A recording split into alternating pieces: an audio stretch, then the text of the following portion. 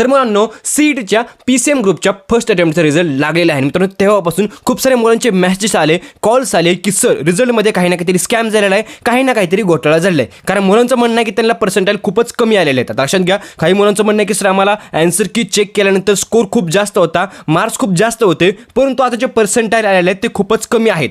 माझं असं सिंपल म्हणणं आहे मित्रांनो, तुम्हाला काय करायचं आहे, सीईटी सेलच्या ऑफिशियल वेबसाईटवरती जायचं आहे, तुम्हाला लॉग इन करायचं आहे, कॅन्डिडेट्स हेल्पच्या मित्रांनो सेक्शनमध्ये जाऊन तुम्हाला तिथे तिकीट रेट करायचं आहे की माझ्या आन्सर कीमध्ये चेक केल्यानंतर हा स्कोर आला होता, हे मार्क्स आले होते आणि आता माझे पर्सेंटाईल हे आले, तुम्हाला आन्सर की पण टाकून द्यायचे. अशा प्रकारे मित्रांनो तुम्ही तिकीट रेज करा. कारण मित्रांनो तुम्हाला मी सांगतो, खूप मुलांचं म्हणणं आहे की स्कॅम आहे, काही ना काहीतरी घोटाळा झालाय. जेवढे जास्त मित्रांनो तुम्ही तिकीट रेज कराल तेवढे जास्त मित्रांनो तुम्हाला सीईटी सेल रिव्ह्यू करेल आणि मित्रांनो त्यावरती डिसिजन नक्कीच घेईल, असं माझं म्हणणं आहे. मित्रांनो तुम्हाला मी सांगतो, जर तुम्हाला 100-120 मार्क आले असतील आणि जर तुम्हाला मित्रांनो 30-35 पर्सेंटाईल आले असतील तर मित्रांनो हे नक्कीच चुकीचं आहे. परंतु जर तुम्हाला 50-55 मार्क्स असतील आणि मित्रांनो जर तुमचे 30 पर्सेंटाईल 20 पर्सेंटाईल आले असतील तर मित्रांनो हे फेअर आहे. असं मी का म्हणतो लक्षात घ्या मित्रांनो, जर 50-55 पर्सेंटाईलला जर तुमचे 20-25-30 पर्सेंटाईल बनत असतील तर मित्रांनो हे नॉर्मलायझेशन असू शकतं.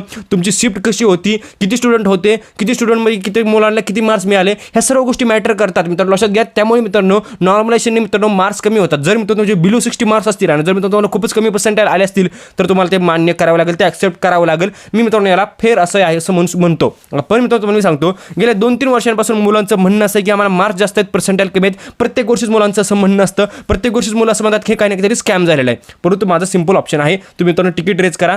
जेवढं जास्त मित्रांनो तुम्ही तिकीट रेज करा, रिव्ह्यू नक्कीच करेल सीईटी सेल आणि तुम्हाला मित्रांनो डिसिजन घेऊन देईल.